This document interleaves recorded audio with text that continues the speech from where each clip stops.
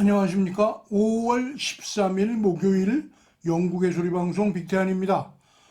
오늘 뉴스의 제목부터 말씀드리겠습니다. 첫째, 팬데믹 끝나가지만 병원마다 안고 있는 또 다른 문제가 있습니다. 둘째, 록다운 기간 동안에 일반 범죄율이 8%나 줄었습니다. 셋째, 나치에 저항하고 단두대에 참수당한 소피 쇼를 기억합니다. 첫 소식입니다. 팬데믹 끝나가지만 병원마다 안고 있는 또 다른 문제가 있다는 소식 아이린 킴이 전해드리겠습니다. 코비드-19 환자가 줄고 사망자도 하루 한두 명 수준으로 안정되었습니다. 대부분 국민들은 기쁜 소식으로 받아들이고 있지만 보건부와 NHS에서는 또 다른 커다란 문제에 봉착해 있습니다. 코비드 환자가 하루에 수만이 발생하면서 산소 호흡기가 필요한 폐렴 중증 환자들도 하루에 수천 명씩 발생하기도 하였습니다.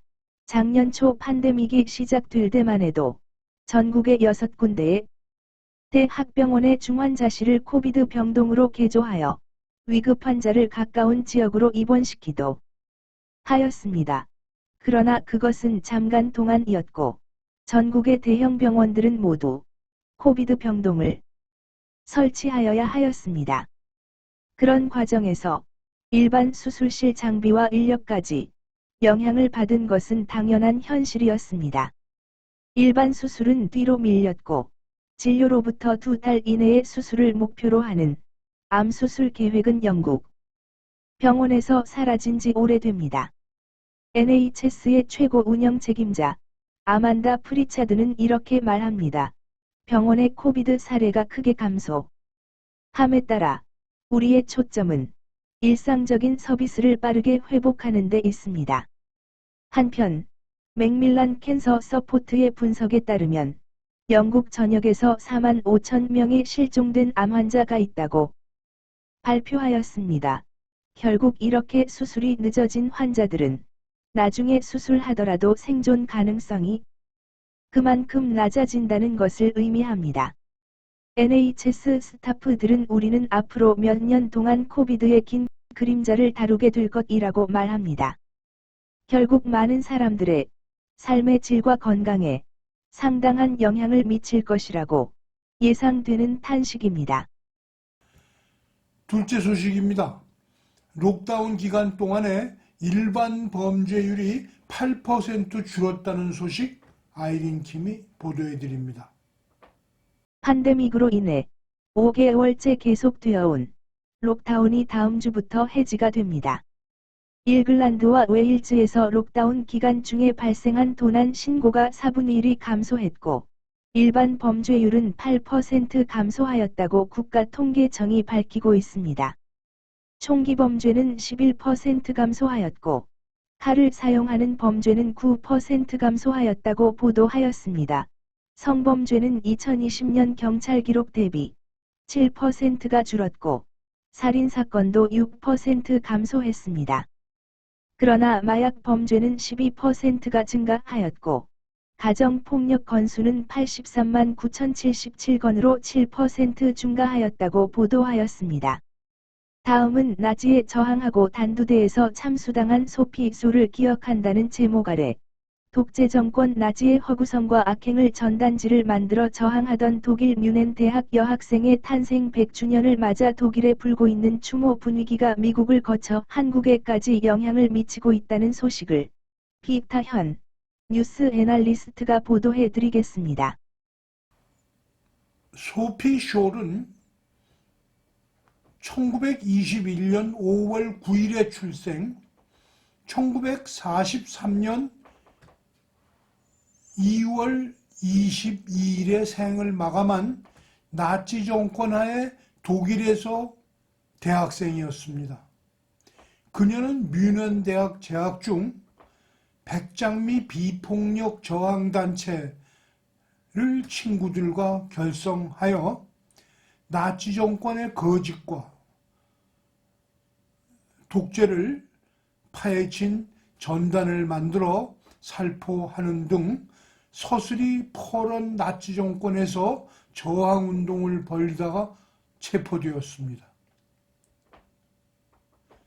교수형도 아닌 키로틴으로 목을 잘리는 참수를 당한 22살의 아리따운 대학생이었습니다. 2차 대전이 끝나면서 나치 정권도 끝이 나고 미 군정하에서 민주정권을 설립, 빠른 시간에 경제를 회복하고 지금은 유럽의 최강국이 되었지만 이 어린 여학생의 죽음을 추모하기까지는 25년 이상이 걸렸습니다. 독일 국민들은 자신들이 유태인에 저지른 죄, 유럽인들을 괴롭힌 죄를 후회하고 용서를 빈다고 말한 것은 오래됐지만 그때마다 독일 국민들이 이 집단 최면에 걸렸던 것 같다. 히틀러는 정신 이상자였다 등의 변명을 함께 늘어놓았었습니다. 말하자면 국민적인 변명인 셈이었습니다. 그러던 독일 국민들이 1970년이 되어서야 이 작은 여학생의 희생을 기리기 시작하였습니다. 미국의 소리 방송으로 다시 2차 대전이 끝나면서 나치 정권도 끝이 났고 미 군정하에서 민주정권을 설립, 빠른 시간에 경제를 회복하고 지금은 유럽의 최강국이 되었지만 이 어린 여학생의 죽음을 추모하기까지는 독일 사람들에게도 25년이란 시간이 걸렸습니다. 독일 국민들은 자신들이 유태인에 저지른 죄, 유럽인들을 괴롭힌 죄를 후회하고 용서를 빈다고 말한 것은 오래됐지만 그때마다 독일 국민들이 집단 최면에 걸렸던 것 같다. 히틀러는 정신 이상자였다. 등의 변명을 같이 늘어놓곤 하였습니다. 말하자면 국민적 변명인 셈이었습니다. 그러던 독일 국민들이 1970년이 되어서야 이 작은 여학생의 희생을 기리기 시작했습니다. 내용을 미국의 소리 방송 영상으로 조금 더 보시겠습니다. 독일 정부와 학교, 주요 언론들은 지난 9일 조피숄의 탄생 100주년을 맞아 다양한 행사와 기념주화 발행, 특집 기사 등을 통해 그녀의 업적을 기렸습니다. 미넨대학교 학생이었던 숄은 나치 독재 정권 시절 유대인 대학살과 전쟁 범죄 등 정권의 만행과 거짓 선전을 전단에 담아 미넨 시민들에게 폭로했고 나치 정권의 반인도적 범죄에 침묵하는 독일 사회에 경종을 울리기 위해 1942년부터 히틀러를 비판하고 국민 저항을 촉구하는 전단 살포 운동을 벌였습니다. 독일의 인권단체인 사람의 니콜라이 스프레켈 공동대표는 11일 VOA에 조피숄처럼 전 세계에는 극심한 인권 침해에 저항하는 용감한 사람들이 있다면서 히틀러 치하 나치 정권처럼 반인도적 범죄를 저지르고 거짓 선전 선동으로 자국민을 통제하는 북한 정권에 대응해 전단 등 외부 정보로 북한 주민을 깨우려는 탈북민 인권 운동가들을 그 예로 들었습니다. 그러면서 온갖 위험을 무릅쓰고 북한 주민들을 변화시키기 위해 활동하는 이들에게 한국 정부가 취한 대북 전단 금지 조치는 매우 가혹한 것이라고 비판했습니다. You cannot forbid people to bring information into a closed-up dictatorship. It is something you should do.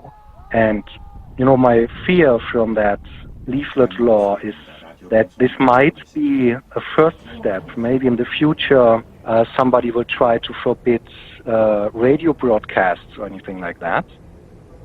스프레켈 공동대표는 또 한국 정부가 최근 대북전단 금지법 위반에 대해 엄정 조치하겠다는 입장을 거듭 강조하고 나선 데 대해 잔혹한 인권 탄압을 자행하는 독재 정권에 대해 이중잣대를 적용해서는 안 된다고 비판했습니다. 그러면서 한국 정부가 나치 정권과 미얀마 군부의 인권 범죄를 비판하면서 북한의 독재 정권을 비판하고 주민들을 깨우는 민간인들의 활동을 금지하는 것은 납득하기 힘들다며 한국 정부의 태도 변화를 촉구했습니다.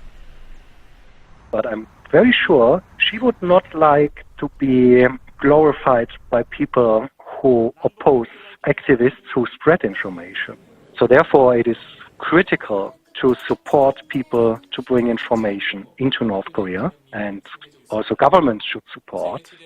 영상에서 보셨다시피 베를린에서 활동하는 인권단체가 요즘 한국에서 억압받고 있는 자유북한연합 박상황 대표가 문재인 지시로 검찰과 법원에서 탄압받고 있는 것을 소피 쇼를 단두대에 처형한 히틀러 정권에 비유하여 말하고 있습니다. 이제 열흘 후면 인도주의에 의한 인권을 정책의 최우선에 놓고 있는 바이든 대통령을 만나게 되어 있습니다.